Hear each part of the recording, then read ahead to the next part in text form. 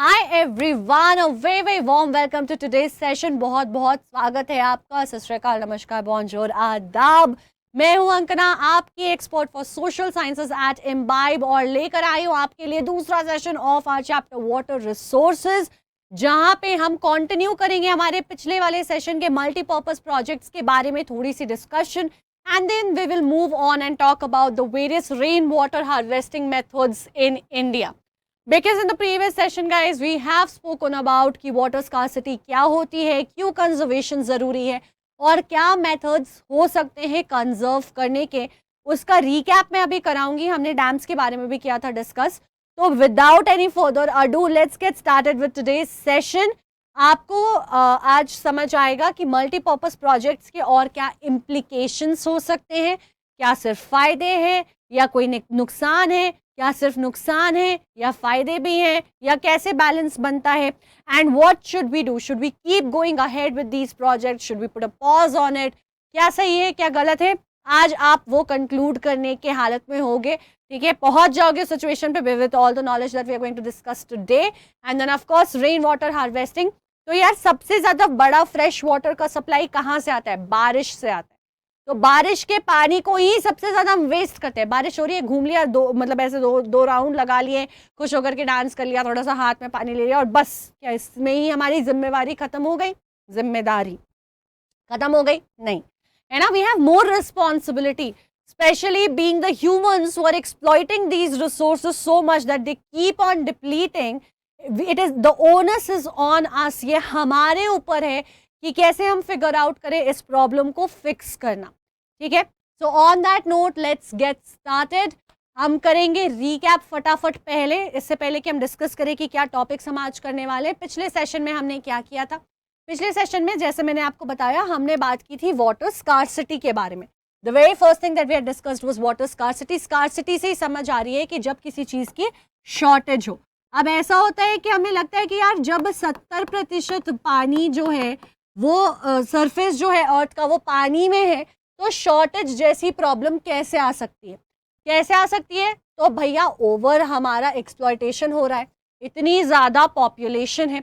But more than that what we have to understand is, जो मैंने काफ़ी detail में पिछले सेशन में समझाया है, नहीं देखा है तो ज़रूर देख लेना। What we have to understand is कि हमारी जो भी पर्पसेस है वो फ्रेश वाटर से होती हैं फुलफिल, जो कि 70% का सिर्फ 1% ही है। तो इस लिमिटेड पानी पे ही पूरी पॉपुलेशन डिपेंडेंट है अपनी हर एक एक्टिविटी के लिए। तो it becomes very very important that we start conserving this, right. तो ये वो ओवर एक्सप्लॉयटेशन हम कर ही रहे हैं, ठीक है। उसके बाद जो नॉर्मल तरीका है नेचर का पानी को रिटेन करने का, क्योंकि पानी एक रिन्यूएबल रिसोर्स है ना, इतना सारा पानी है, वाटर साइकिल से वो सर्कुलेट भी होता रहता है। डिस्पाइट ऑफ दैट इतनी शॉर्टेज कैसे हो सकती है? क्योंकि पहले क्या था, ज़मीन खाली होती थी, मिट्टी था, मिट्टी में पानी जाती थी, पानी जो है फिल्टर होके नीचे ग्राउंड वाटर टेबल में पहुंच जाता था और वहाँ से हम वापस पाइप से उसको अपने टैप में ले आते थे। अब हमने क्या किया, बीच में मोटी सी सीमेंट की परत डाल दी है, कहीं पे रोड्स, कहीं पे प्लेग्राउंड्स, कहीं पे कुछ ना कुछ बना करके उस नेचुरल प्रोसेस को भी हमने डिस्टर्ब कर दिया है। और उसके साथ साथ जो हमारी यूटिलाइजेशन है वो तो बढ़ती ही गई है दिन पर दिन। तो वो दूसरी बहुत बड़ी प्रॉब्लम और बहुत बड़ा चैलेंज रहा है। Plus the excessive use that we have. यार पानी का इस्तेमाल तो हर एक चीज़ में चाहिए, पीने के लिए चाहिए, खाना बनाने के लिए, खाना उगाने के लिए, एग्रीकल्चर के लिए। एग्रीकल्चर में भी हमने जो नए मॉडर्न मेथड्स शुरू कर दिए हैं अब एग्रीकल्चर के, that requires a lot of water for irrigation. That becomes a challenge. पहले तो जो वाटर ऑलरेडी कम है उसको आप बहुत ज़्यादा निकाल कर इरीगेट कर रहे हो, नेचुरली वो फिल्टर होकर पूरा पूरा वापस नहीं जाती है, बहुत ज़्यादा प्लांट्स कंज्यूम कर लेती हैं। मोर देन दैट उसमें हमने पेस्टिसाइड, इंसेक्टिसाइड, फर्टिलाइजर, इतने तरह के केमिकल्स मिला दिए हैं। इन सारे केमिकल्स से जो वो पानी जा भी रहा है फिल्टर होकर के, वो अनफिट होता जा रहा है, पल्यूट होता जा रहा है। तो फ्रेश वाटर की जो क्वालिटी है वो हम खराब करते जा रहे हैं दिन पर दिन। पानी का सिर्फ अवेलेबल होना ज़रूरी नहीं है, पानी की क्वालिटी सही होना भी ज़रूरी है। जब तक वो फिट नहीं होगी, आप पियोगे कैसे उसको, आप यूटिलाइज कैसे करोगे? चलो कपड़े धो दिए, पोछा लगा दिया, पर भैया हमारे सर्वाइवल के लिए सबसे ज़्यादा ज़रूरी है। और जब तुम ही सर्वाइव नहीं करोगे तो पोछा और झाड़ू और बर्तन क्या कर लोगे पानी से करके? कौन करेगा? ठीक है। वैसे ही एक और प्रॉब्लम है, unequal access to water. What we understand is water is a natural resource, like every other natural resource, it is not distributed equally. ऐसे कई रीजन है, जैसे कि north eastern region of India, for example in India की example ले रही हूँ मैं अभी, तो नॉर्थ ईस्टर्न इंडिया में बहुत ज़्यादा बारिश होती है। और वहीं आप देखो नॉर्थ वेस्टर्न इंडिया में, राजस्थान में, गुजरात में बहुत लिमिटेड बारिश होती है, और इसकी वजह से वहाँ पे कांस्टेंट वाटर स्कार्सिटी रहती है। तो ये सेम रिसोर्स अलग अलग जोग्राफिकल एरियाज में, एक देश का एग्जाम्पल लिया हमने, ऐसे कई और देश हैं, ठीक है, कई और जोग्राफिकल रीजन है जहाँ पे पूरे टाइम बारिश होती रहती है, और वहीं पे ऐसे रीजन है जहाँ बिल्कुल बारिश नहीं होती है। सहारा डेजर्ट का भी एग्जाम्पल ले सकते हैं, ठीक है। तो ऐसे कई सारे एग्जाम्पल्स हैं जहाँ पे रेगिस्तान बन गया है, जहाँ पे या in general shortage of water है, गर्मी ज़्यादा रहती है।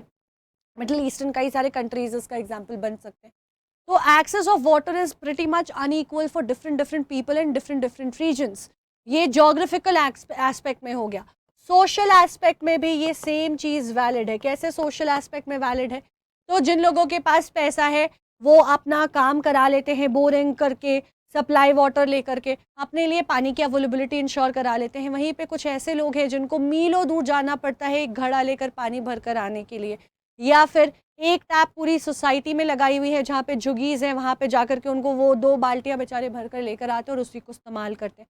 तो ऐसे बहुत ज़्यादा डिस्पैरिटी की वजह से भी access to water which is a basic necessity has gotten limited, और इन सारी चीज़ों की वजह से कई बार रिलेटिव स्कार्सिटी या कई बार in general actual scarcity is happening. तो स्कार्सिटी ये है और इस तरीके से होती है। तो नेचुरली क्योंकि जब पानी घट रहा है तो ये बहुत ज़्यादा इम्पेंडिंग हो जाता है, बहुत ज़्यादा हमारे लिए एक इम्पेलिंग फैक्टर है कि हम इस पानी को कंजर्व करें, मैनेज करें, हमारे वाटर रिसोर्सेज को, इसको फिक्स करें। In ancient times, we used to conserve water by constructing sophisticated hydraulic structures. तो पहले हम हाइड्रोलिक स्ट्रक्चर्स, हाइड्रा पानी के लिए, उसकी सेविंग के लिए स्ट्रक्चर्स एंशियंट टाइम से बनाते आ रहे हैं। यानी कि जब इतनी पॉपुलेशन नहीं थी, जब पानी घटता नहीं था, बारिश थी, नेचर अच्छा था, लहलहाती हरियाली थी, तब भी first century, 11th century, 14th century, अलग अलग एविडेंसेस हर एक एरा में फाइंड किए गए हैं जहाँ पे ऐसे स्ट्रक्चर्स बनाए गए हैं पानी को कंजर्व करने के लिए, रेगुलेट करने के लिए, बेटर तरीके से यूज़ करने के लिए। और आज के डेट में जब यहाँ पे प्रॉब्लम हमारे सामने दिखाई दे रही है, हमारे दरवाजे पे नॉक करते हुए, फिर हम कैसे अपनी आंखें बंद कर सकते हैं? उन्हीं में से एक तरीका आता है डैम्स का। डैम्स एक बैरियर है जो बनाता है नेचुरल फ्लो ऑफ वाटर को ब्रेक करने के लिए, कई बार, ठीक है, ऑब्स्ट्रक्ट करने के लिए, कई बार उसको रीडायरेक्ट करता है, उसकी डायरेक्शन को चेंज करता है, कई बार बिल्कुल रोक ही देता है फ्लो ऑफ वाटर को, कई बार क्रिएट करता है एक रिजर्वॉयर, लेक, एम्पाउंडमेंट, कुछ भी। तो ये एक डैम से हम अचीव करते हैं, ये कुछ चीज़ें हैं। मल्टीपर्पज़ प्रोजेक्ट्स भी हैं which have come under severe criticism. तो ऐसे कई सारे प्रोजेक्ट्स हैं इन्हीं तरीके के कंस्ट्रक्शन का, डैम्स का। तो डैम्स के बेनिफिट्स हैं कि फ्लड्स में फ़ायदा होता है, इरिगेशन में वो बचा हुआ पानी यूज़ कर सकते हो, लेकिन एट द सेम टाइम बहुत सारा नुकसान भी होता है। तो इन सारे प्रॉब्लम्स को एड्रेस करते हुए और भी मतलब जो मल्टीपर्पज़ प्रोजेक्ट्स बनाए गए हैं, हमने देखा है कि इन दोनों से बहुत ज़्यादा डिमेरिट्स हमें देखने को मिल रही है, बहुत ज़्यादा सफरिंग, सिर्फ फ़ायदा नहीं है। तो उस पर ही हम थोड़ा और ज़्यादा ड्वेल करेंगे और क्रिटिसिज्म में ड्वेल करेंगे। जो हमने लास्ट सेशन में एक एग्जाम्पल देखा था नर्मदा बचाओ आंदोलन का, जो कि सरदार सरोवर डैम के कंस्ट्रक्शन पे जो गुजरात में हो रहा है, उसके अगेंस्ट लोग आवाज़ उठा रहे हैं। तो टॉपिक क्या है आज कवर करने का? Socio political consequences of multipurpose projects. तो जैसे मैंने आपको बताया प्रोजेक्ट्स बहुत सारे हो रहे हैं, है ना। भाखरा नंगल डैम है, हीराकुड डैम है, तुंगभद्रा डैम है, सरदार सरोवर डैम है, ऐसे कई सारे डैम्स हैं बन रहे हैं, ऐसे कई सारे मल्टीपर्पज़ प्रोजेक्ट्स। मल्टीपर्पज़ क्यों कह रहे हैं? जैसे कि अगर भाखरा नंगल का एग्जाम्पल ले, भाखरा नंगल में क्या होता है, वो हाइड्रो इलेक्ट्रिसिटी प्रोड्यूस करने के लिए भी यूज़ होती है, एट द सेम टाइम वो इरीगेशन के लिए भी यूज़ होती है। तो अलग अलग पर्पसेस सर्व करिए, एक पर्पस से ये प्रोजेक्ट को नहीं बनाया गया है। तो हमें ये समझना है कि ऐसे कई सारे प्रोजेक्ट्स बन रहे हैं जिनका बहुत सारा सोशल इफेक्ट है, पॉलिटिकल इफेक्ट है, एनवायरमेंटल इफेक्ट है। इन सारे इफेक्ट्स को हम करेंगे एक्सप्लोर और देखेंगे सही है या नहीं। फिर हम बात करेंगे कि इंडिया में ट्रेडिशनली अलग अलग एरियाज़ में लोग ये मेथड पहले से वाटर हार्वेस्टिंग का प्रैक्टिस करते हैं। शायद सारे लोग ना कर रहे हो, बहुत हाई स्केल पे ना कर रहे हो, but specially in the areas where the water supply is already short, जहाँ पे वैसे ही रेनफॉल कम रिसीव किया जाता है या गर्मी बहुत ज़्यादा होती है, पानी का लेवल नीचे चला जाता है, people have been using certain methods to counter these problems. तो हमें समझना है कि ट्रेडिशनल रेन वाटर हार्वेस्टिंग जो हमारे टेक्निक्स हैं इंडिया में वो क्या क्या हैं, roof top rain water harvesting समझेंगे, टंकास के बारे में बात करेंगे और बैम्बू ड्रिप इरिगेशन सिस्टम के बारे में भी करेंगे हम बात। सो आर यू प्लूवोफाइल? प्लूविफाइल, अब ये वर्ड जो है ना ये काफ़ी इंटरेस्टिंग है। ये शब्द का मतलब होता है a person who loves rain. और वो बारिश जब पहली बार गिरती है और वो जो ज़मीन से सोंधी सोंधी सी महक आती है, उस खुशबू के अगर आप लवर हो तो आप इस वर्ड से अपने आप को रेजोनेट कर सकते हो, अपने आप को डिफाइन कर सकते हो। ठीक है, कई जगह लोग जो हैं रेन वाटर को कलेक्ट करते हैं, है ना। अब बारिश में जाना एंजॉय करना वो सब अलग चीज़ है, लोग उसको कलेक्ट भी करते हैं। So do you think we might have practiced such a form of water harvesting in future? क्या ऐसा है तरीका कि हम आगे भी ये कर सकते हैं, हमें करना चाहिए, because definitely it's the need of the hour. तो हम कैसे करते आए हैं, रेन वाटर हार्वेस्टिंग कैसे होती आई है, क्या क्या मेथड्स है, लोगों ने नॉर्मली अपनी तरफ से क्या ईजाद किया है, कल्चरली कहाँ पे क्या फेमस है, all of that let's answer in today's session. तो सबसे पहले यार ये मल्टीपर्पज़ प्रोजेक्ट से कहानी शुरू करते हैं।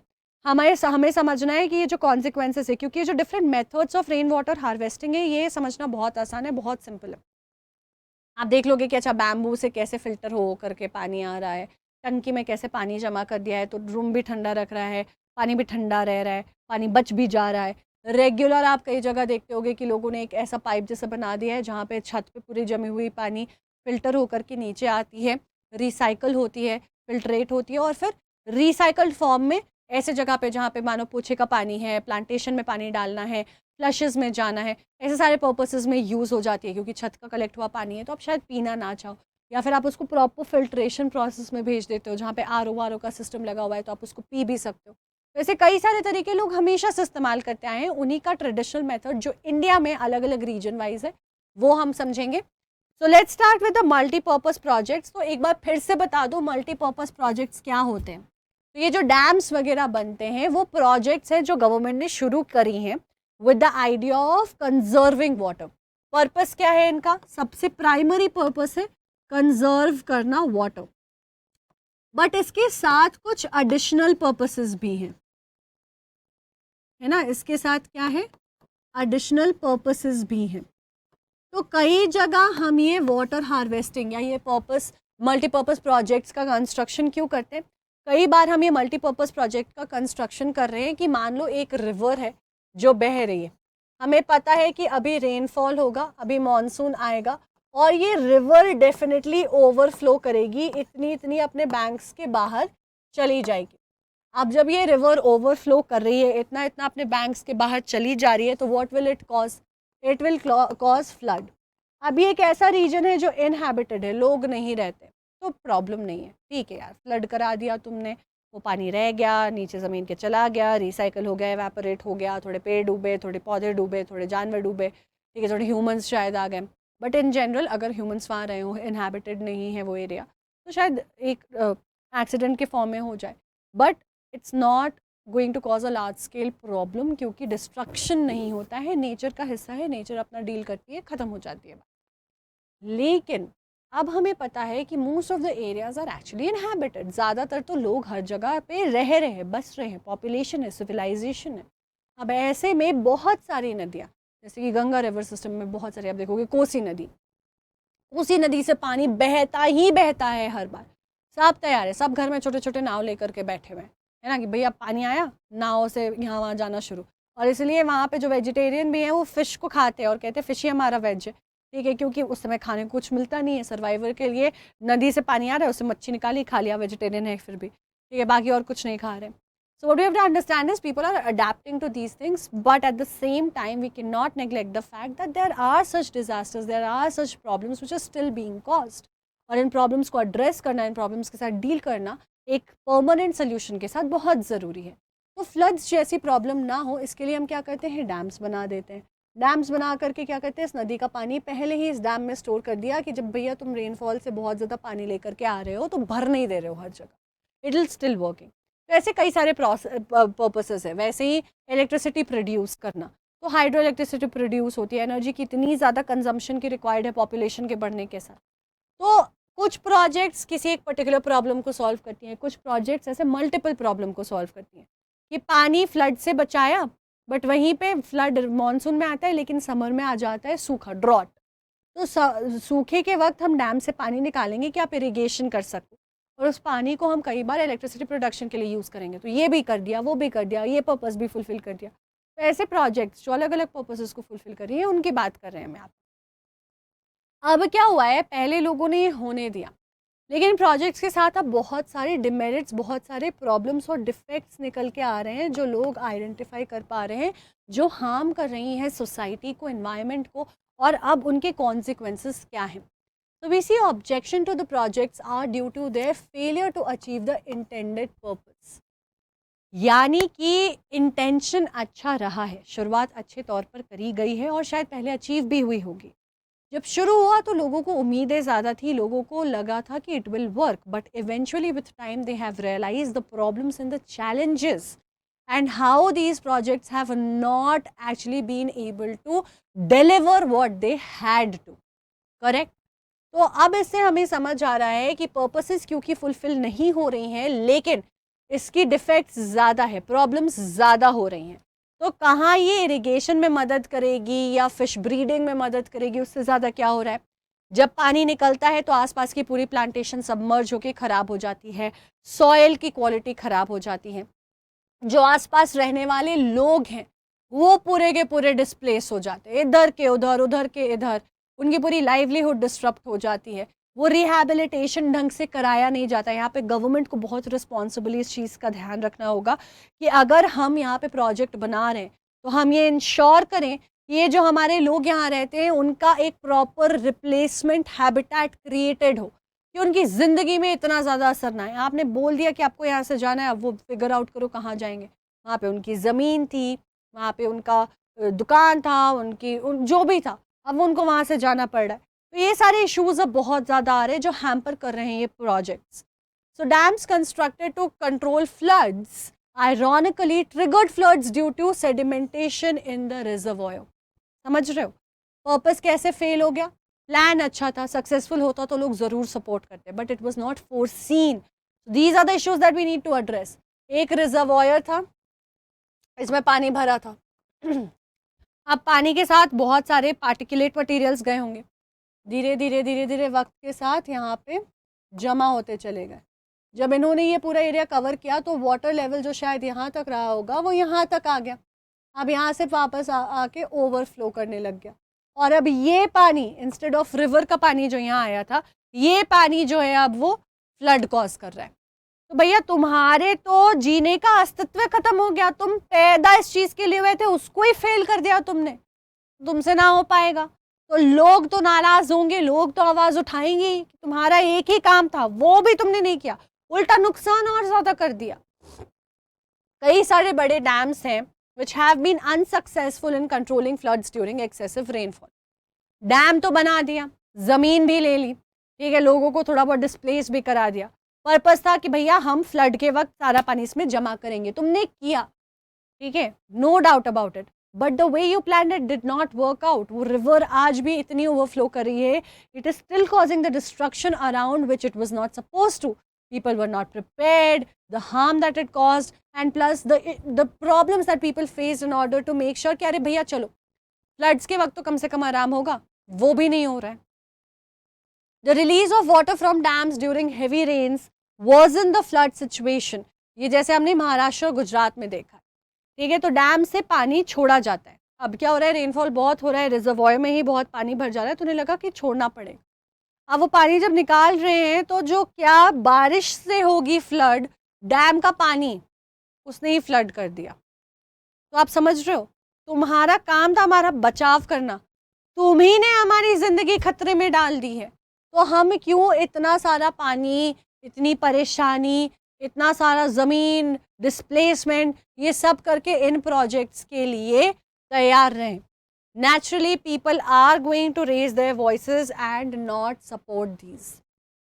Floods cause devastation to life, property and extensive soil erosion. तो naturally तो जो हो रहा था। जब ये प्रॉब्लम सॉल्व करने के लिए किए गए डैम्स के कंस्ट्रक्शन, फ्लड्स जैसे, जब ये डैम्स भी वो प्रॉब्लम करने लगे तो इनके एग्जिस्ट करने का पर्पस ख़त्म हो जाता है। ये सेम प्रॉब्लम कि लोगों की ज़िंदगी ख़राब हो रही है, मतलब लाइफ कॉस्ट कर रही है, प्रॉपर्टीज डिस्ट्रॉय हो रही है, डिस्ट्रक्शन भर भर के हो रहा है, ठीक है। सॉइल इरोजन, हमें पता है कि पानी से पहली परत, ऊपरी परत जो सबसे न्यूट्रिशियस परत होती है वो वॉश आउट हो जाती है, और फ्लड्स अक्सर ऐसा करती हैं। कई बार फ्लड्स फ़ायदा भी देती है कि वॉश आउट करके फ्रेश सॉइल लाती हैं, अपने साथ सेडिमेंट्स लाती हैं और उसको लाकर जमा कर देती हैं, but this doesn't work all the time. Most of the time वो जो एक्सेसिव पानी है वो इवेंचुअली सॉइल की सबसे अच्छी लेयर को वॉश आउट कर देता है। तो ये फ्लड के जैसे की वजह से ऐसे प्रॉब्लम्स हो रही हैं, ठीक है। सेडिमेंटेशन से क्या हो रहा है, deprives food flood plains of silt, a natural fertiliser leading to land degradation. जो नॉर्मली रिवर वॉश आउट करके सिल्ट लाती है, नेचुरल फर्टिलाइजर की तरह काम करता है, या जो फ्लड्स ही अपने साथ नेचुरल फ्लड्स लेकर आती हैं, ये जो आर्टिफिशियल फ्लड्स कर रही हैं, मतलब ये रिजर्वॉयर का पानी जमा होने के बाद जो वो पानी कर रही है, वो क्या करता है, पानी जमा है उसमें सेडिमेंट्स है, वो सेडिमेंट्स नीचे जमा हो गई, अब उसने एक परत फॉर्म कर दी, एक लेयर फॉर्म कर दी है। अब वो लेयर जो फ्लड प्लेन्स में नेचुरल फर्टिलाइजर होती है उसको डिग्रेड करने लगती है, यानी कि फ़ायदा बिल्कुल नहीं, नुकसान कई बार हो जाते हैं। मल्टीपर्पज़ प्रोजेक्ट्स से अर्थक्वेक आता है, वाटर बॉर्न डिजीजेज होती हैं, हमने पिछले सेशन में इसको डिस्कस किया हुआ है, पोल्यूशन होती है। यार पानी एक ही जगह पे रखा हुआ है, उसमें अगर एक भी बैक्टीरिया, एक भी जर्म फैल गया, वो पानी जैसे ही कंज्यूम करोगे आपको वाटर बॉर्न डिजीज़ होगी। रखा रखा कई बार पानी कंटैमिनेट हो जाता है, पोल्यूट हो जाता है, ऐसे कई सारे प्रॉब्लम्स आ रही है, उसमें पेस्ट्स आ जाते हैं, मिल जाते हैं, तो ये सारे इश्यूज पानी से हो जाती हैं। अब हमें देखना है इस क्वेश्चन को, the multipurpose projects induce dash and cause dash resulting from excessive use of water, airborne, tsunami, earthquake, waterborne. बच्चे अब देखो, आपको लग रहा होगा कि मैम आप अभी आंसर भी बता दोगे, क्वेश्चन भी बता दोगे, हम प्रैक्टिस कैसे करेंगे, ऐसा नहीं होगा। आपको क्वेश्चन दिया है मैंने, आप क्या करोगे, आप इसका जवाब जो है कमेंट सेक्शन में सेशन के बाद मेरे लिए दे करके जाओगे। उसके बाद आप 24 घंटे बाद आओगे और मैम का जवाब आपको सारे करेक्ट आंसर्स मिल जाएंगे जो पिंड होंगे इस चैट में, इस सेशन के कमेंट में, वहाँ से आप वेरीफाई कर लोगे अपने आंसर्स, तो आपको जवाब पता चल जाएगा। ये आपके प्रैक्टिस के लिए क्वेश्चन है, एमसीक्यूज, आपकी बहुत मदद होएगी इससे, ठीक है। चलो, now Sardar Sarovar dam has been built over the Narmada river in Gujarat. तो हमें पता है नर्मदा बचाओ आंदोलन चल रहा है इसी पे। This is one of the largest water resource project in India covering 4 states you guys. Maharashtra भी कवर कर रहा है, मध्य प्रदेश भी कर रहा है, गुजरात भी कर रहा है, राजस्थान भी कर रहा है। This would meet the requirement of water in drought. तो हमें पता है ये वो वाला रीजन है जो shadowed side of the rainfall पे आता है। ये वो रीजन है जो थोड़ा एरिड, सेमी एरिड रीजन में आता है। ये वो रीजन है जहाँ पे रेनफॉल कम रिसीव होती है, इन जनरल पानी की स्कार्सिटी बहुत है, बहुत फ्रीक्वेंट सूखा पड़ता है, बहुत फ्रीक्वेंट ड्रॉट्स होते हैं। तो आइडिया ये है कि ये मीट कर पाएगा रिक्वायरमेंट ऑफ वाटर की जब आपका ड्रॉट प्रोन एरियाज में प्रॉब्लम आती है या डेजर्ट में, of 9,490 villages and 173 towns Gujarat के लिए, और राजस्थान के लिए 124 विलेजेस। तो this is the idea. Multipurpose projects में हमने और भी प्रॉब्लम्स देखी थी, वो मैं ये पढ़कर आपको बताती हूँ। कृष्णा गोदावरी डिस्प्यूट हमने देखा, ये क्यों हुआ, it is due to the objection raised by Karnataka and Andhra Pradesh government. तो ये दूसरा चैलेंज है, इसके बारे में बताने वाली थी मैं आपको। एक रिवर जब ओरिजिनेट होती है, जैसे कि कावेरी को लेकर के कर्नाटक और तमिलनाडु का एग्जाम्पल मैंने आपको लास्ट सेशन में भी दिया था। एक रिवर जब ओरिजिनेट होती है तो वो कई सारे स्टेट से बहती है ना। मान लो महाराष्ट्र से ओरिजिनेट हुई, कर्नाटका से होते हुए तमिलनाडु में जा कर के बे ऑफ बंगाल में मिल जाती है। अब ये रिवर जब चल रहा है, इस पर महाराष्ट्र ने कुछ नहीं किया, या महाराष्ट्र ने डैम बना दिया। अब उसने उस रिवर का बहुत पानी निकाल लिया, रीडायरेक्ट कर लिया। अब उसी रिवर पे कर्नाटका का भी एक बहुत बड़ा पॉपुलेशन डिपेंडेंट है। अब इसकी वजह से क्या होगा, पानी यहाँ कम आ रहा है, दोनों के लिए वाटर रिसोर्सेज है, दोनों का हक है, तो ये डिस्प्यूट भी क्रिएट कर देगी दो स्टेट्स के बीच में बहुत ज़्यादा। महाराष्ट्र अपना पर्पस सर्व ज़रूर कर ले रहा है, लेकिन कर्नाटका को बहुत प्रॉब्लम हो रही है, और कर्नाटका उसके ऊपर और डैम बना दे, तमिलनाडु के पास तो कुछ पहुँचेगा ही नहीं। तो that is what you have to keep in mind, that it is a shared resource as well. ये प्रोजेक्ट्स की वजह से ऐसे प्रॉब्लम्स भी बहुत ज़्यादा आ जाती हैं कि इक्विटेबल आपका डिस्ट्रीब्यूशन नहीं होता है उस रिसोर्स का, जो कि वैसे ही access to water is different for different regions, right? So अब ये प्रॉब्लम क्या पे हुई? So it is regarding the diversion of more water at your Koyna by Maharashtra government for a multi-purpose project. Same कहानी है। कृष्णा गोदावरी का क्या dispute चल रहा है कि भैया ये नदी पे महाराष्ट्र ने, क्योंकि महाराष्ट्र से पहले निकलती है और वहाँ से होते हुए आती है, उसने पहले एक मल्टीपर्पज़ प्रोजेक्ट के लिए वहाँ से पानी निकालने की कोशिश कर ली। जब वहाँ से नीचे पानी जाएगा कर्नाटका में, आंध्र प्रदेश में, तो उनके पास पानी नहीं बचेगा। अब वो अपना प्रोजेक्ट बनाएं, इस पानी पे डिपेंडेंसी दिखाएं, कुछ भी करें, उनके एग्रीकल्चरल और इंडस्ट्रियल पर्पसेस के लिए ये बहुत ज़्यादा हार्मफुल है। उनके पास पानी नहीं आ रहा है, बेसिक आपके इंडस्ट्री और एग्रीकल्चर छोड़ो, बेसिक यूजेस के लिए हो सकता है they wouldn't find enough water. तो इसकी वजह से हम क्या देख पा रहे हैं कि नॉर्मल गवर्नमेंट्स के और स्टेट्स के बीच में इंटर स्टेट डिस्प्यूट्स हो जा रही हैं, लड़ाइयाँ हो जा रही हैं, है ना? चलो, तो इसी बात पे एक और क्वेश्चन आ जाता है आपका। The question is, Sardar Sarovar dam is built across which river in Gujarat? Is it Kaveri, is it Narmada, is it Tapi, और नर्मदा 2 बार रिपीट हो गया है, या गोदावरी, या आखिरी वाला गोदावरी मान लो, ठीक है? ऐसे तो जैसे मान लो मैंने बोला है तो मैं जवाब समझ ही आ रहा होगा कि गोदावरी तो नहीं होगा मैम, था भी नहीं ऑप्शन में, बट गोदावरी भी है, ठीक है? हो सकता है गोदावरी हो, करेक्ट आंसर मिस हो गया, ठीक है? चलिए, तो अब आप जवाब दे दीजिएगा नीचे, फिर से सिंपल है। तो रेन वाटर हार्वेस्टिंग शुरू करने के पहले एक आध चीज़ें और समझ लेते हैं। जब पानी को रीडायरेक्ट किया जाता है, ठीक है, तो पानी एक जगह पे बहुत ज़्यादा जमा रहता है, अब उसमें कई बार बहुत नमक भी रहता है, तो उसकी सैलिनिटीज़ की वजह से जो सॉइल है वो ख़राब होने लग जाता है, प्लांटेशंस ख़राब होने लग जाते हैं। कई बार इन पानियों की वजह से क्या हो जाता है कि जो फार्मिंग करते थे लोग, वो पूरी कल्चर और स्कीम चेंज हो जाती है। कहीं पे अगर मिलेट्स और ये सारी चीज़ें लगाते थे, अब उनको कुछ और लगाना पड़ रहा है, क्योंकि इतने दिन पानी जमा होने की वजह से डैम से आकर के वहाँ का जो पानी, जो सॉइल है, उसकी पूरी आप समझ लो कॉम्पोजिशन चेंज हो गई, या फिर सैलिनिटी बहुत ज़्यादा ऐड हो गया, तो फार्मिंग पैटर्न चेंज हो रहा है, जो कि आगे चल करके फूड सिक्योरिटी को भी चेंज कर सकता है, इकोनॉमी को अफेक्ट कर सकता है, और ये सब मल्टीपर्पज़ प्रोजेक्ट्स के कहीं ना कहीं वहाँ से निकल कर आ रहा है। तो इसलिए ज़रूरी है कि इसको हम एड्रेस करें। प्रोजेक्ट्स अच्छे इंटेंट से बनाई जा रही हैं, लेकिन और ज़्यादा बेटर रिसर्च और डेवलपमेंट की ज़रूरत है यहाँ पे। इन प्रॉब्लम्स को रिजॉल्व करने की ज़रूरत है यहाँ पे, वरना जो इतने पैसे, इतनी मेहनत और इतना सब कुछ लग रहा है, it is only going to be of no use for us, rather harm us, ठीक है? तो नेचर के साथ वैसे ही जब आप दखल अंदाजी कर रहे हो, आपको केयरफुल रहना बहुत ज़रूरी है, और यहाँ पे तो हमने बड़ी दखल अंदाजी की है। तो अगर यहाँ पे पंगे ले लिया और वो सही नहीं हुआ, तो बड़ी प्रॉब्लम हो जाएगी, है ना? और प्लस जो आसपास के लोग हैं, पेड़ पौधे हैं, जानवर हैं, सारा हैबिटेट डिस्टर्ब हो रहा है, सबको हार्म होता है। तो सबको ध्यान में रखते हुए ये ज़रूरी है कि इन प्रॉब्लम्स को हम फटाफट फिक्स कर दें विथ मल्टीपर्पज़ प्रोजेक्ट्स। अब बच्चे यहाँ पे 3 और 5 दोनों नंबर का सवाल बन सकता है। वैसे तो इस चैप्टर से मैप वर्क आता है, तो आप छोटा ही सवाल एक्सपेक्ट करो, या 1 मार्क का मे बी किसी प्रोजेक्ट स्पेसिफिक सवाल पूछ दिया जाए, या 3 नंबर का सवाल पूछ दिया जाए। बट स्टिल अगर आपको 3 या 5 नंबर का मल्टीपर्पज़ प्रोजेक्ट्स पे आता है, तो कुछ एग्जाम्पल से याद रखो, जैसे कि सरदार सरोवर, क्या बेनिफिट एक्सपेक्टेड है, बट क्या प्रॉब्लम्स है, वो हमने लास्ट वाले सेशन में डिस्कस किया था। नाम बताओ मल्टीपर्पज़ प्रोजेक्ट्स के, और बाकी चीज़ें, बेनिफिट और डिसएडवांटेजेस दोनों बतानी है आपको, ठीक है? याद रखनी है, ये सबसे इम्पॉर्टेंट चीज़ है।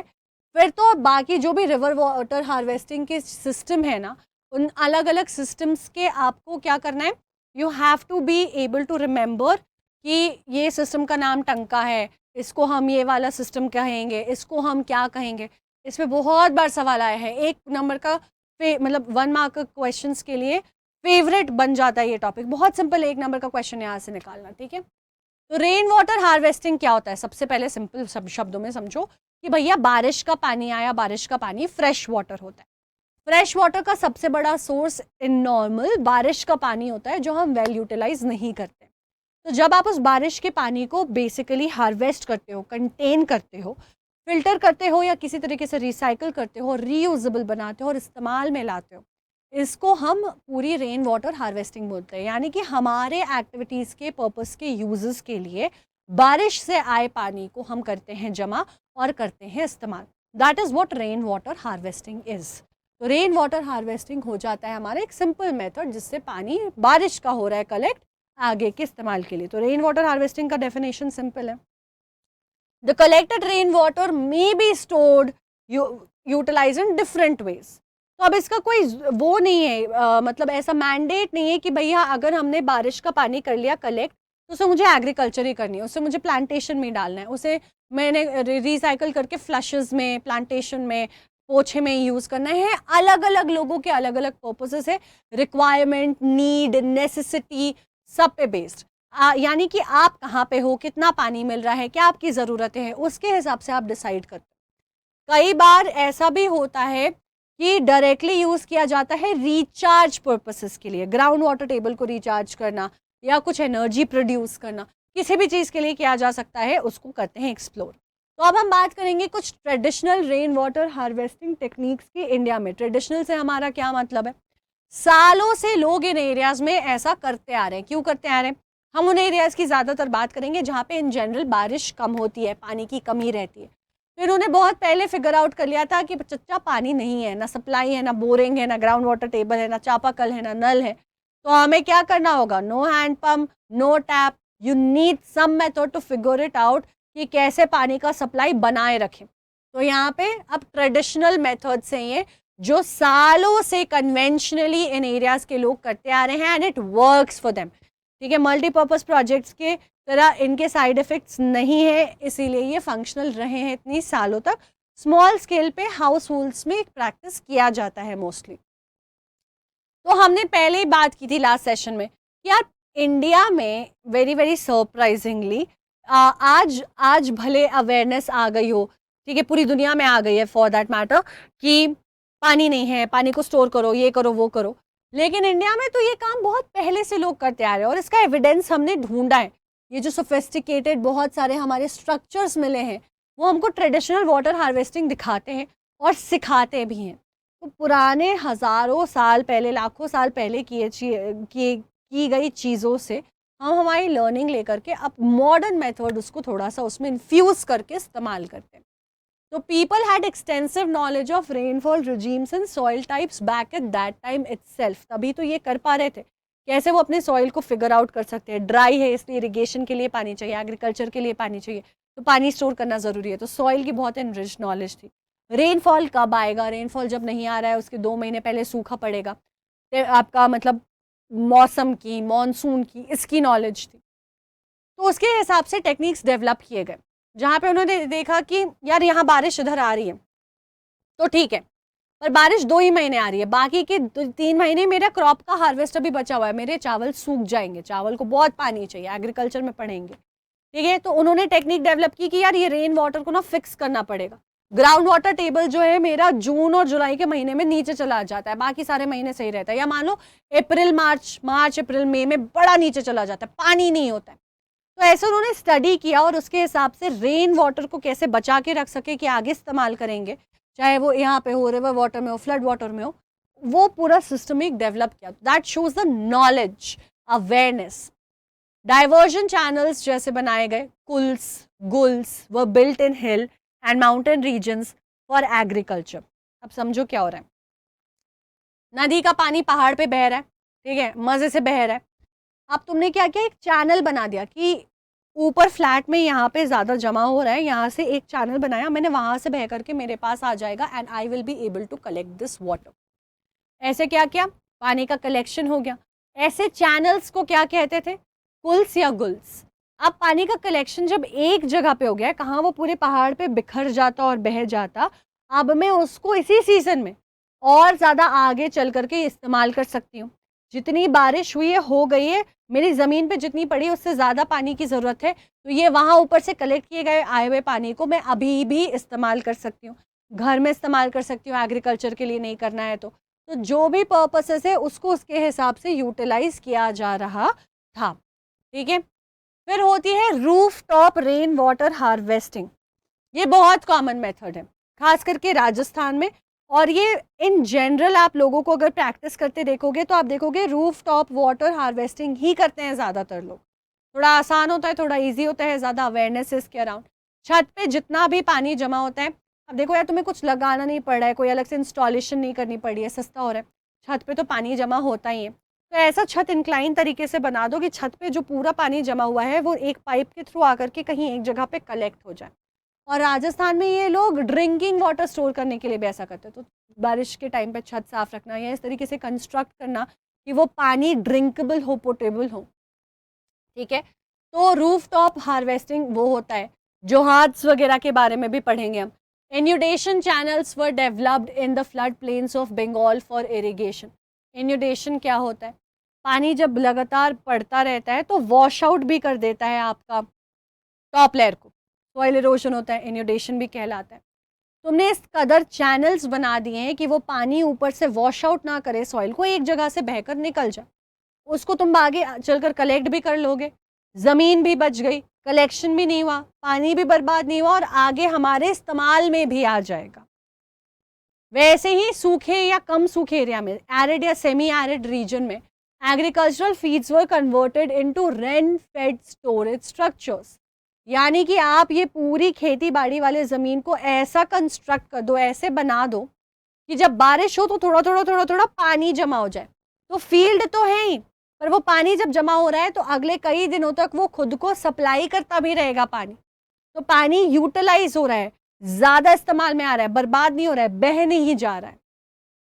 It allowed the water to stand and moisten the soil such as khadans in Jaisalmer and johads in other parts of Rajasthan. तो आप देख रहे हो, ऐसा फील्ड में ही कंस्ट्रक्शन कर दिया है कि वहाँ पे पानी जमा है, वो धीरे धीरे यहाँ से सीप इन होता रहेगा, ठीक है। ऐसा एक कुछ बना दिया, यहाँ पे पानी है, ये खादन हो गया, जोहाद हो गया, ठीक है। ऐसे आपका पूरा कंस्ट्रक्शन कर देते हैं, ठीक है, कंटेनर ही बना देते हैं फील्ड में ही कि आप कल को मुझे यहाँ खेती में डालना है पानी, यहाँ से निकाला डाला, या ये पूरा गीला है तो धीरे धीरे नीचे सब कुछ में वाटर सप्लाई जाता रहेगा, हर एक जगह मॉइस्चर स्प्रेड होता रहेगा, तो फिर से प्रॉब्लम नहीं आएगी, ठीक है। तो इस कदर they created such structures in the field itself, Jaisalmer और जोहाद्स में खास करके। तो जैसलमेर और आपके अदर पार्ट्स ऑफ राजस्थान में, ये याद रखना कि जैसलमेर में इसको खादिन कहते हैं, राजस्थान के बाकी हिस्सों में जोहाद कहते हैं। ये बेसिकली आपका रेन फेड स्टोरेज स्ट्रक्चर बनता है, यानी कि एक स्ट्रक्चर है जहां रेन का वाटर स्टोर कर लिया जाता है और वो फिर पूरे फील्ड को धीरे धीरे सप्लाई करता रहता है। That is what you have to remember. तो आप थोड़ा याद रखोगे कि इन्यूडेशन चैनल्स कहाँ पे हैं। वैसे ही जैसे यहाँ पे हमने कुल्स और गुल्स की बात की थी, तो कुल्स क्या होता है, गुल्स क्या होता है, कहाँ पे पाया जाता है, ये ज़्यादातर आपको हिली रीजन्स में, माउंटेन्स में, तो हिमाचल में हो सकता है, यानी कि नॉर्दर्न पोर्शन जहाँ हिमालयाज़ वगैरह है या घाट्स हैं, वहाँ पे ये प्रैक्टिस किए जा सकते हैं। क्योंकि ये कुल्स गुल्स इनसे ना बहुत बार सवाल आते हैं, ये आपको पता होने चाहिए। एक नंबर का क्वेश्चन यहाँ से आना बहुत ज़्यादा हाई प्रोबेबिलिटी रखता है, ठीक है। फिर रूफ टॉप वाटर हार्वेस्टिंग, तो एक बार इस वीडियो को ध्यान से देखो। पानी कहाँ जा रहा है? छत पे जा रहा है, छत पे जाके बर्बाद हो जा रहा है। अब क्या करना है? तो छत को पहले तो कैसा स्ट्रक्चर होगा, स्लांट रखेंगे तो नीचे गिर जाएगा, जहाँ बहुत बारिश होती है स्लांट भी रखते हैं, लेकिन वहाँ पे थोड़ा पोर्शन फ्लैट भी रखते हैं कि इस जगह पे पानी जमा ना हो, कि जमा हो करके स्ट्रक्चर खराब हो जाए।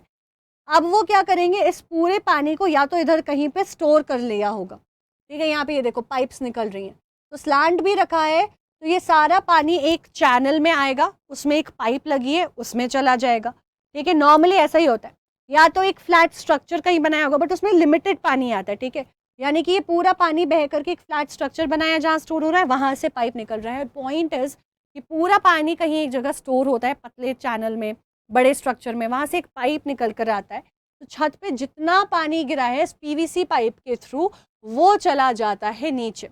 नॉर्मली इसको फिल्टर किया जाता है सैंड्स, ब्रिक्स, क्योंकि ज़मीन में भी आप जब देखोगे, जब हम ग्राउंड वाटर टेबल की बात करते हैं, वो पानी कैसे फिल्टर हो रहा है, सॉइल होता है, फिर रॉक्स आती हैं, छोटे पहले पेबल्स आती हैं, फिर पोरस रॉक्स आती हैं, उन सब से होकर के सारी गंदगी छनते जाती है और फिर फ्रेश वाटर नीचे चला जाता है। तो वैसे ही सैंड और ब्रिक्स की मदद से क्या होता है, पानी छन रहा है, उसमें जितना सेडिमेंटेशन जितना कुछ है वो फिल्टर आउट हो जाता है। फिर एक अंडरग्राउंड पाइप होती है जो पानी को सम्प फॉर इमीडिएट यूसेज तक ले जाती है। सम्प यानी कि जहाँ पे सारा पानी रह रहा है। अगर मैं इसको बड़ा करके दिखाऊं आपको, तो आप देखो कैसे इट इज फंक्शनिंग। बारिश गिरी, ये पाइप से यहाँ पे जा रहा है, ठीक है, सी, और ये पाइप से अंदर जाके ये टैंक भरा, ये आपको दिख रहा होगा यहाँ पे भर गया है, पहले भरा हुआ नहीं था। ये देखो यहाँ पे खाली है, यहाँ से पानी जा रहा है, ये जाकर यहाँ भरा, ये धीरे धीरे धीरे धीरे धीरे धीरे लेवल पूरा ऊपर हो गया। अब यहाँ से लेवल ऊपर हुआ तो देखो यहाँ पे दो पाइप सिस्टम्स दिख रहे हैं हमें। एक हमें ये पाइप का सिस्टम दिख रहा है जहाँ पे हमें समझ आया कि ये छत से पानी जो है पूरा यहाँ आ रहा है, एक चैनल होगा यहाँ पे जिसमें पानी भर के ये पाइप से नीचे जा रहा होगा। ये पाइप दोनों तरफ से यहाँ पे आया। उसके बाद ये पाइप कहाँ जा रहा है, ये जा रहा है हमारे यहाँ पे सम्प में, पानी यहाँ जमा हो गया, यहाँ पे ब्रिक्स है, एवरीथिंग इज देयर, इससे पानी फिल्टर हो जा रहा है, ठीक है, ठीक है। यहाँ पे क्या हो जा रहा है, ये ब्रिक्स वगैरह से ये टैंक में पानी गया है और वो फिल्टर हो जा रहा है, ठीक है। अब इसके बाद क्या होगा, इसके बाद यहाँ से पानी निकलेगा और निकल के क्या होगा, ये देखो ये दूसरी पाइप है, ये दूसरी पाइप गई। अब ये देखो यहाँ पे इस पाइप से यहाँ पे टॉयलेट में पानी सप्लाई हो रहा है, ठीक है। इसी पाइप से आप यहाँ पे टैप में पानी सप्लाई करो कि कार वॉश कर लो, क्योंकि शायद ये पानी इतना साफ नहीं होगा कि हम ड्रिंकिंग पर्पसेस के लिए यूज़ कर सके, लेकिन डेफिनेटली कपड़े धोने के लिए, देखिए कपड़े धोने के लिए, टॉयलेट में, ऐसे सारे पर्पसेस के यूज़ के लिए बहुत ही सही होता है। तो this is what rain water harvesting is. जो एक्सेस वाटर होता है या सम्प में हो सकता है वो भी भर जाए, उसमें बहुत पानी आ जाए, उसको ले जाकर के कुएं में डाल दिया जाता है, कुआं भी रहता है। Water from the well recharges the underground water table. तो यहाँ से पानी निकला, ज़मीन में डाल दिया, वो नीचे जाकर के ज़मीन में पानी भर रहा है, फैला नहीं, कहीं इधर उधर बर्बाद नहीं हुआ। ये जो शायद कंक्रीट का यहाँ पे बना हुआ है उसमें से एवेपोरेट होके बर्बाद नहीं हुआ, क्योंकि अभी यहाँ नीचे ग्राउंड वाटर में तो जा नहीं पा रहा है। तो ये सारी प्रॉब्लम्स हो जाती हैं। फिर यहाँ से आप वाटर जो वेल में जा रहा है, वेल अंडरग्राउंड वाटर को तो रिचार्ज कर ही रहा है, प्लस उस पानी को आप डायरेक्टली भी यूज़ कर सकते हो आगे चल करके कभी भी अपने हिसाब से, ठीक है। तो एक इंटरेस्टिंग फैक्ट आपको ये बता दूं कि तमिलनाडु इंडिया में एक ऐसा स्टेट है जहाँ पे रेन वाटर हार्वेस्टिंग स्ट्रक्चर जो है हर एक घर के लिए कंपलसरी है across the state. Proper provision से बनाने के चेक्स होते हैं, जहाँ पे प्रैक्टिस नहीं होता है वहाँ पे लोगों को एड्रेस करके पनिश भी किया जाता है। तो इसी बात पे एक और क्विज क्वेश्चन दिखा दूं मैं आपको। केरला पहला स्टेट है जहाँ पे रूफ वाटर हार्वेस्टिंग कंपलसरी है और पेनल्टी लगती है नहीं करने पे। ट्रू है या फॉल्स है, जवाब मुझे दे करके जाओगे आप नीचे कमेंट सेक्शन में। फिर ऐसे ही होता है टंका। टंका क्या होता है, या टंका टैंक्स, ये देखिए ऐसे बना होता है। आप देखो इसको ध्यान से, पहले यहाँ पे ध्यान में देख लो, ट्रेडिशनल तरीका है ये। तो ये specially semi arid arid region में बनाया जाता है, क्योंकि बाकी जगह पे जहाँ पे बहुत गर्मी, बहुत सूखा नहीं है, मैनेज हो जाता है। इन सारे रीजन्स में यार मतलब नॉर्मली पानी कम होता है, अंडरग्राउंड वाटर टेबल में कुछ होता नहीं है, तो वहाँ पे पानी पहुँचाना, पानी का रहना बहुत ज़रूरी है। तो सेमी एरिड और एरिड रीजन में राजस्थान के ट्रेडिशनली हम देखते हैं अंडरग्राउंड टैंक्स बने होते हैं जो पानी पीने के लिए स्पेशली स्टोर करते हैं। यानी कि ज़मीन, घर है, ठीक है, घर के नीचे आप देखो ये स्ट्रक्चर है, ये घर वाला स्ट्रक्चर है, इसके नीचे यहाँ पे स्टोर्ड है वो टैंक। ये एक बड़े रूम, अब टैंक कितना बड़ा है, एक बड़े रूम जितना भी बड़ा हो सकता है। तो जैसे मेरे घर पे जो वाटर सप्लाई घर में करता है, टैंक जो लगा होता है, जो टंकी लगी होती है, वो एक छत के ऊपर लगी होती है, बट वो इसलिए क्योंकि वो ज़मीन से पानी खींच के लाती है, ऊपर लाती है और प्रॉपर प्रेशर के लिए वहाँ जाती है। अगर मैं राजस्थान में रह रही होती तो हो सकता है एक बेसमेंट की तरह मैंने बना रखा होता, छोटा सा एक रूम के बराबर, एक छोटे रूम के बराबर, और उसमें पानी भर रही होती, ठीक है। तो एक रूम जितना बड़ा हो सकता है, जो कि आपका मतलब लगभग 6 metre deep, 4.27 metre long, 2.44 metre wide, इतना बड़ा कमरे जैसा बड़ा होता है। ये एक proper well developed rooftop rain water harvesting system का तरीका होता है, क्योंकि भैया ये टंकी में पानी कहाँ से जा रहा है। तो जैसे वहाँ पे हमने सम्प देखा था, ठीक है, यहाँ पे आपने सम्प देखा कि एक छोटा सा टैंक है, जिससे, क्योंकि ये वो एरिया है जहाँ पे बहुत ज़्यादा स्कार्सिटी नहीं होती है, हम कोशिश करें कि बारिश का जो भी पानी आ रहा है जितना ज़्यादा हो सके यूज़ कर ले।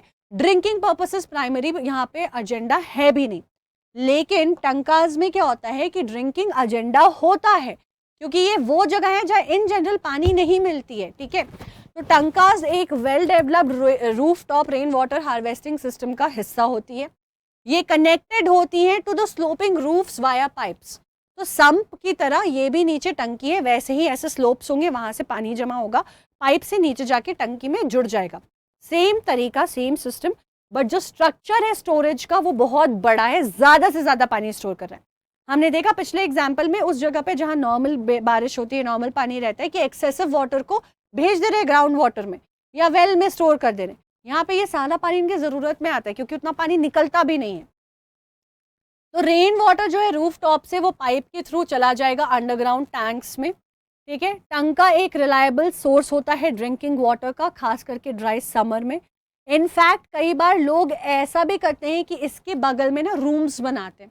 अब ये क्या है कि मान लो ये वॉल, एक शेड वॉल है और इसकी दूसरी तरफ जो है मेरे पास टैंक है, ये मेरा कमरा है, तो ये ना नेचुरली एयर कंडीशनड हो जाएगा क्योंकि ये दीवार इतनी ठंडी रहेगी कि इस रूम का टेम्परेचर बहुत अच्छा मेंटेन रहेगा और मैं बहुत गर्म जगह रहती हूँ, प्लस इट्स अंडरग्राउंड।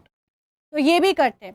तो टंका एक बहुत रिलायबल सोर्स सिर्फ ड्रिंकिंग वाटर का ही नहीं है, रेन वाटर स्टोर होता है जो प्योरेस्ट फॉर्म माना जाता है और उसको पालर पानी कहते हैं, याद रखना पालर पानी कहते हैं, ठीक है। Some houses had underground rooms next to tankas for cooling effect. तो नेचुरल कूलर एसी बना देता है, तो उस कूलिंग इफेक्ट के लिए कई बार टंका के बगल में लोग जो है कमरे भी बना लेते हैं। तो रूफ वाटर हार्वेस्टिंग जो है धीरे धीरे हम देख रहे हैं वेस्टर्न राजस्थान में कम हो रही है क्योंकि अब इंदिरा गांधी कनाल आ गया है, तो उनके पास वाटर अवेलेबिलिटी आसान हो गई है। हालांकि अभी भी कई सारे लोग ट्रेडिशनल मेथड जो है उसको मेंटेन करते हैं और टंकास अभी भी बनाते और लगाते हैं, ठीक है। Another interesting fact, roof top water जो हार्वेस्टिंग है ये सबसे ज़्यादा शिलोंग मेघालय में प्रैक्टिस किया जाता है। चीरापूंजी और मौसम राम हमें पता है कि सबसे ज़्यादा पूरी दुनिया में यहीं रेनफॉल होता है, लेकिन जो स्टेट कैपिटल है शिलोंग का, वहाँ वाटर शॉर्टेज है। आप देख रहे हो, मैं एक ही स्टेट में, मेघालय में, एक जगह पे वाटर शॉर्टेज है और एक दूसरी जगह उस स्टेट की हाईएस्ट रेनफॉल रिसीव करती है पूरी दुनिया में, ठीक है।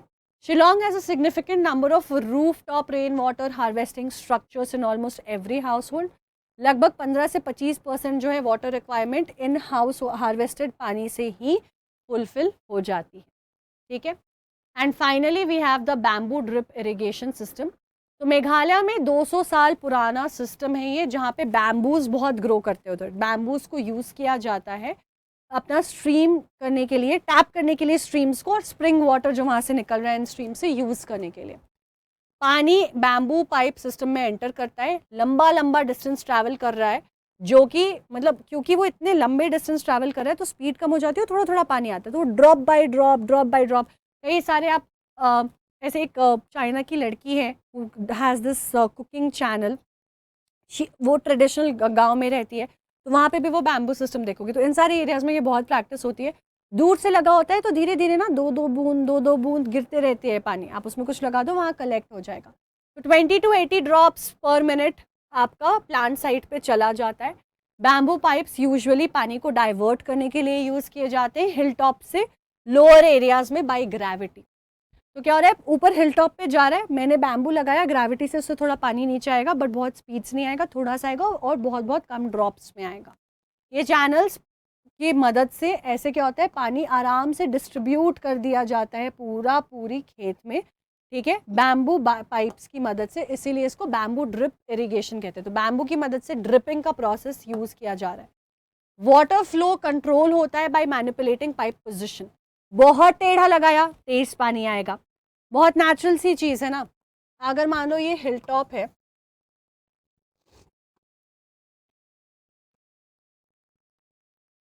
यहाँ से मैंने एकदम टेढ़ा पानी लगाया तो फ्लो बहुत तेज़ होगा, है ना, फ्लो बहुत तेज़ होगा। मैंने इसको क्या किया, थोड़ा ऐसा सा लगाया। अब ग्रेविटेशन की वजह से पानी जाएगा बट स्लो जाएगा, फ्लो स्लो हो जाएगा। तो reduce channel sections and divergence units use किए जाते हैं final stage of water application में। लास्ट चैनल सेक्शन इंश्योर करता है कि पानी जो है वो ड्रॉप बाय ड्रॉप जाता रहे। तो एकदम से पानी भर भी नहीं जाता है खेतों में, बारी बारी से उनको मिलता रहता है, मॉइस्चर मेंटेन्ड रहता है, ठीक है जी।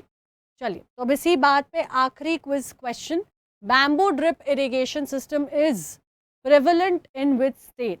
हरियाणा, मिजोरम, मेघालय या फिर Rajasthan? And with this guys we have finished the chapter itself. एक बार क्विकली समराइज कर लेते हैं. आज हमने रेन वाटर हार्वेस्टिंग की बात की, यानी कि बारिश का जो पानी होता है कैसे आप उसको हार्वेस्ट करते हो, बचाते हो, ताकि फ्यूचर में अलग अलग पर्पसेस के लिए यूज़ कर सको. अब इसके अलग अलग मेथड्स होते हैं, जैसे पहाड़ों में guls, kuls, roof top rain water harvesting सबसे कॉमन है. अब इसमें जैसे टंकास भी बनता है, कई जगह सम्प्स बनते हैं, इन्यूडेशन चैनल्स होते हैं, बैम्बू ड्रिप इरिगेशन सिस्टम होता है, खादिन्स और जोहाद्स भी एक सिस्टम है जहाँ पे फील्ड में ही आपका एक स्टोरेज वो बना दिया जाता है जो फीड करता रहता है फील्ड को. तो ऐसे अलग अलग सिस्टम है, इनके बारे में डिटेल में समझ लेना है हमें, जनरल नॉलेज के लिए भी, if nothing else. And for such interesting sessions जहाँ पे आप क्विजेस अटेम्प्ट भी कर पाओ, ज़्यादा इंटरैक्ट कर पाओ, चैट कर पाओ, प्लीज़ मेक श्योर कि इम्बाइब के ऐप को डाउनलोड कर लो या फिर वेबसाइट पे अपना अकाउंट क्रिएट कर लो. हम लाइव सेशंस भी लेकर के आते हैं. 28 को मेरा लाइव सेशन है आपके साथ 8 बजे, तो आप जो है आ जाना, रजिस्टर कर लेना. And please make sure to be there because we can chat with each other, we can ask, resolve doubts. So I'll see you guys there. और ये बिल्कुल फ्री है. That's the beauty of it. This is absolutely free. And do not forget to connect with us on the Telegram channel. This is the link and the QR code. कोई भी announcement, update directly आप तक पहुंचानी हो तो यही हमारा सबसे बड़ा मीडियम है. तो कई बार यूट्यूब पे नहीं आ पाते हैं या मतलब हमारा प्लेटफॉर्म पे क्लास नहीं कर पाते, आप यहाँ पे रहोगे तो आराम से आपको इन्फॉर्मेशन मिल जाएगी, कोई भी अपडेट मिल जाएगी. तो please make sure to join the channel. There is no harm in that. तो I will see you guys soon. अब अगला चैप्टर शुरू करेंगे हम. सैम्पल पेपर कराने वाली हूँ मैं नेक्स्ट लाइव सेशंस में. 3 हिस्सों में डिवाइड किया है, तो 28, 21, 22. Please make sure that you registered for those sessions. बहुत सारे important tips, tricks, in general कैसे क्वेश्चंस को आंसर करना है, ये सब यहाँ डिस्कस होने वाला है. तो please make sure to be registered for those sessions. I will see you guys there. Till the next time. अगर सेशन अच्छा लगा, इन्फॉर्मेटिव लगा, मज़ा आया, शेयर कर दो, सब्सक्राइब ज़रूर कर लो चैनल, ताकि आने वाले सेशंस की नोटिफिकेशन आ जाए, मिस ना हो जाए. और लाइक करना नहीं भूलना है, कमेंट में बताना है मैम को कैसा लगा session. At the same time इतने क्विज क्वेश्चंस दिए हैं यार, उनको प्रैक्टिस करो, जवाब देकर जाना कमेंट सेक्शन में. मैं 24 घंटे के अंदर वहाँ पे पिन कर दूंगी अपने आंसर्स को. तो मिलते हैं बहुत जल्दी. Till the next time, have a great evening, have a great time, take good care of yourselves you guys. Bye bye, hasta la vista, ciao, and till the next time I see you, keep imbibing. Keep imbibing. We believe in you.